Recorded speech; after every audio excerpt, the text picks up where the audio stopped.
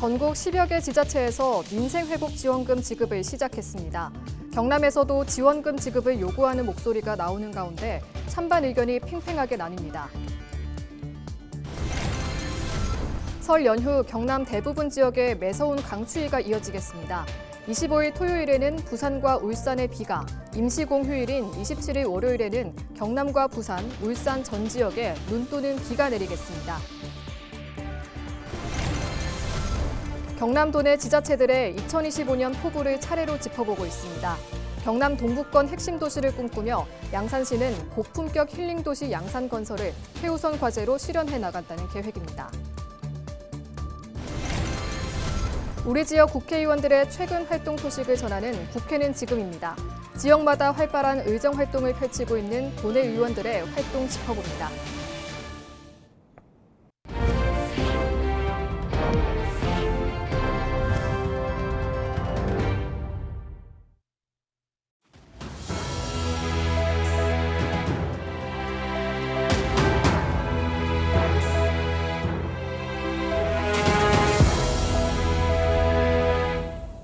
시청자 여러분 안녕하십니까? 헬로티비 뉴스입니다. 전국 10개의 지자체에서 불황의 늪에 빠진 지역 경제를 회복을 위해 지원금 지급을 추진하고 있습니다. 경남도에서도 민생회복지원금을 지급하자는 목소리가 제기되고 있는데요. 하지만 지원금의 필요성을 놓고 의견이 분분합니다. 보도에 표영민 기자입니다. 지난해 말부터 이어지고 있는 탄핵 정국. 경기 불황과 정치 불안 등으로 소비자들이 지갑을 닫으면서 경남 주요 상권마다 폐업하거나 임대를 내놓는 가게들이 늘고 있습니다. 침체된 상권에 활력을 불어넣기 위해 정북 김제와 전남 영광 등 전국 10여 개 지자체는 민생회복지원금 지급에 나섰습니다. 경남에서도 지원금 지급을 촉구하는 목소리가 나오고 있습니다. 당장 생계의 위협을 받는 소상공인들은 지원금이 경제 활성화에 도움이 될 것이라고 말합니다.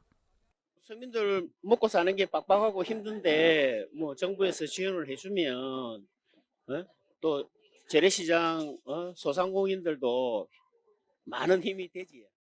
정부와 지자체의 재정이 좋지 않은데 무리하게 지원금을 지급해서는 안 된다고 지적합니다.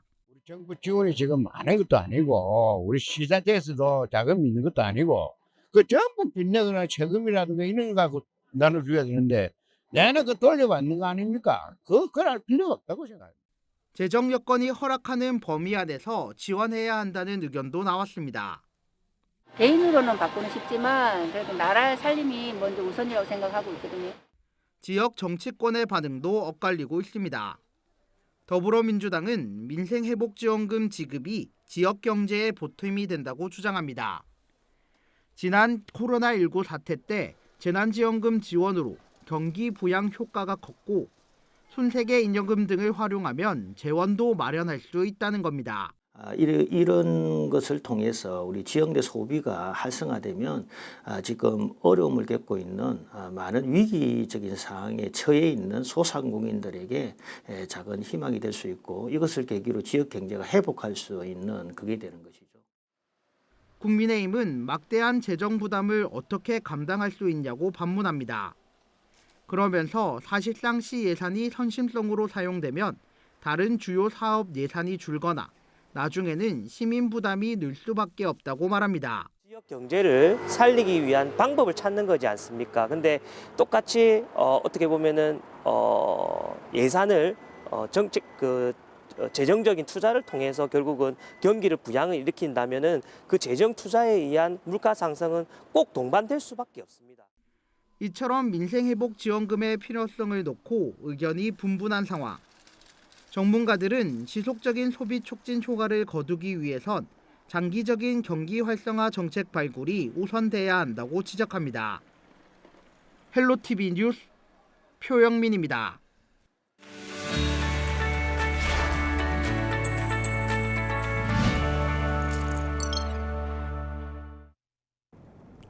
우리 지역 국회의원들의 활동 소식을 전해드리는 국회는 지금입니다. 나라 안팎이 혼란스럽고 경기 침체도 계속되는 가운데 경남 지역 국회의원들의 활동 소식을 살펴볼 텐데요. 먼저 김정호 국회의원입니다. 김해시의 김정호 국회의원은 이달 초 김해공항을 찾았습니다. 현장 점검에 나선 김 의원은 김해공항에 방위각 시설인 로컬라이저 콘크리트 지지대가 설치돼 있는 것을 확인했는데요. 김 의원이 한국공항공사에서 받은 자료를 보면 김해공항은 지난해 조류 충돌이 모두 32건 발생한 것으로 집계됐습니다. 김 의원은 김해와 인근 지역 국회의원들과 함께 김해공항 현장 점검으로 안전대책을 시급히 세워나가겠다고 전했습니다. 국토교통부는 무한 제주항공 여객기 참사의 후속 대책으로 김해공항을 포함한 전국 7개 공항의 항공기 비상 착륙 때 우려되는 위험 시설물을 개선할 계획이라고 지난 22일 밝혔습니다. 다음은 거제시 서일중 국회의원 소식입니다. 서 의원은 국토교통부가 추진하는 제6차 국토국지도 5개년 도로건설 계획 수립을 위한 예비타당성 조사 대상에 거제 관내 4개 사업이 선정됐다고 밝혔습니다. 이는 정부의 2026년부터 2030년까지의 도로건설 계획인데요. 국도 5호선 거제 상동 2차로 신설, 국지도 58호선 연초 장목 확장, 국지도 58호선 상동 문동 4차로 신설, 국도 5호선 통영 거제 해상교량 신설 등입니다. 4개 사업의 사업비는 9,029억 원입니다. 서 의원은 거제 교통 인프라 확충을 위해 필요한 사업이라고 강조하면서 최종 반영될 수 있도록 기재부와 국토부 등 관련 부처와 적극 협의하겠다고 밝혔습니다. 이어 통영 고성 정점식 국회의원입니다.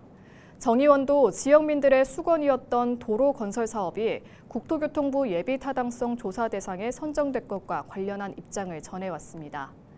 국도 5호선 통영 거제 해상교량 신설, 국도 77호선 통영 도산 고성 삼산 간 교량 가설, 국대도 14호선 통영 광도 용남 간 교량 가설 사업입니다. 정 의원은 제22대 국토교통위원회 위원으로 활동하면서 주민을 위해 의정활동에 전념해왔다며 지역 3개 사업이 모두 설계가 잘 진행될 수 있도록 만전을 기하겠다고 밝혔습니다. 다음은 창원시 성산구 허성무 국회의원입니다.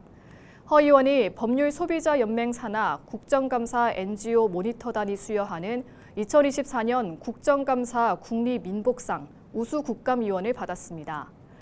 허 의원은 지난해 국감에서 발전소 비정규직 노동자의 권익 보호와 제도 개선을 위한 방안을 제시한 바 있습니다. 또 카카오 모빌리티의 독점 전략과 정부의 소극적 대처를 강하게 비판해 이번 수상에 높은 평가를 받은 것으로 알려졌습니다. 허 의원은 앞으로도 국민의 목소리에 귀 기울이며 공정하고 실효성 있는 정책을 만들기 위해 최선을 다하겠다고 소감을 밝혔습니다. 지금까지 국회는 지금이었습니다. 경남도 내 지자체들의 2025년 시정 계획을 차례로 짚어보고 있습니다. 이번 시간에는 양산시 순서인데요. 양산시는 올해 고품격 힐링 도시 양산 건설을 최우선 과제로 삼았습니다. 전주현 기자의 보도입니다. 인구 12만여 명이 사는 양산시 물금읍.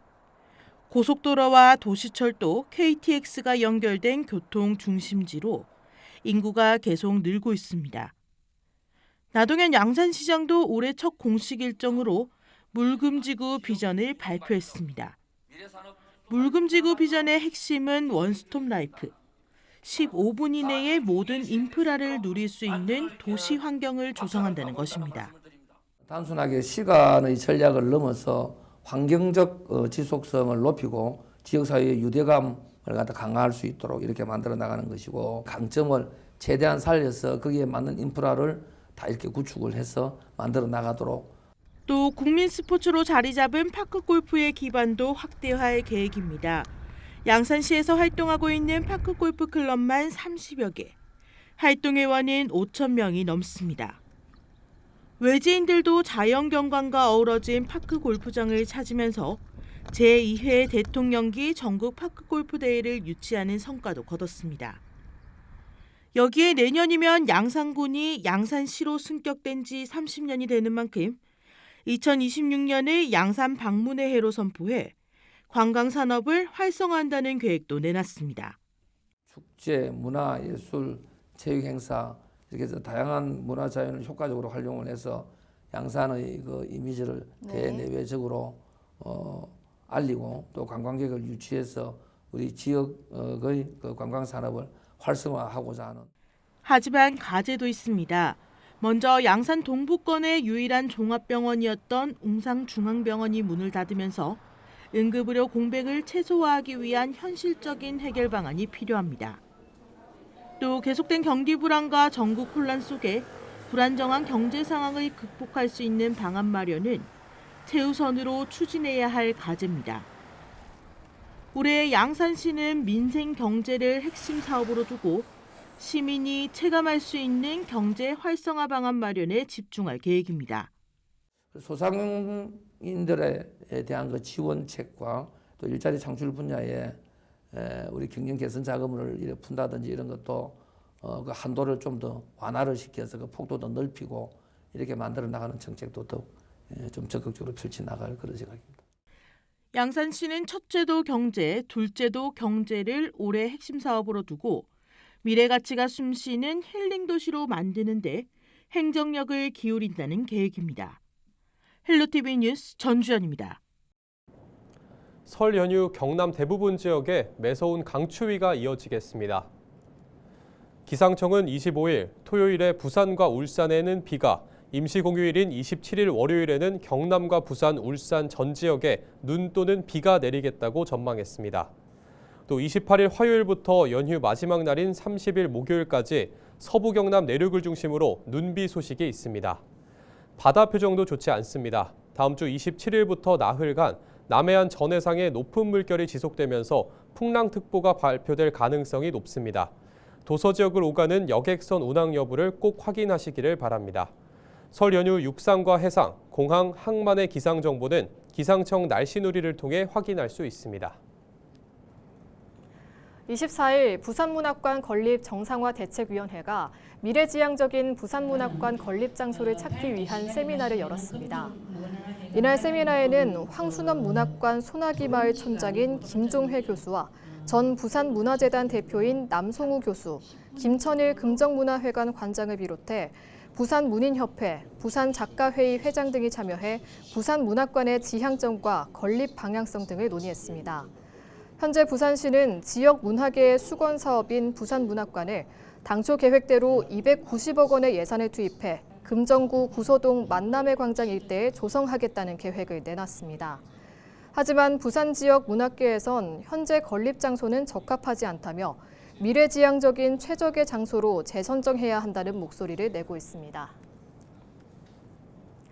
광안대교 통행료 자동 부과 방식인 스마트 톨링 시스템이 오는 2월 1일 도입을 앞두고 있는 가운데 시민 대다수가 광안대교 정체 해소와 통행료 납부 편의성 등을 기대하고 있는 것으로 나타났습니다.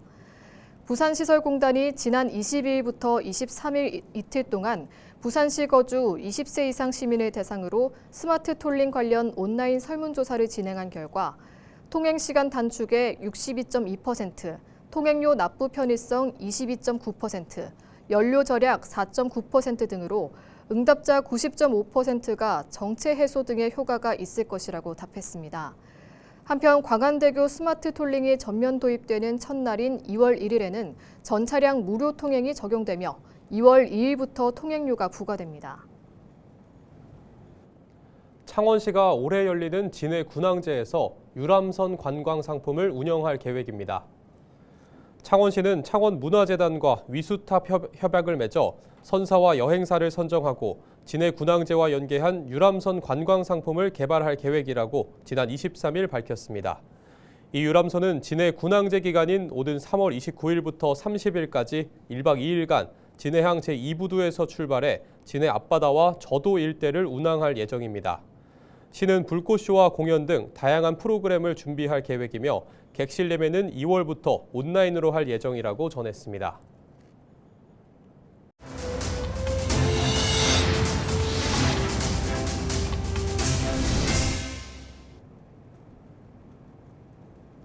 이상으로 뉴스를 마칩니다. 저희는 언제나 지역민 여러분과 함께합니다. 시청해주신 여러분 고맙습니다.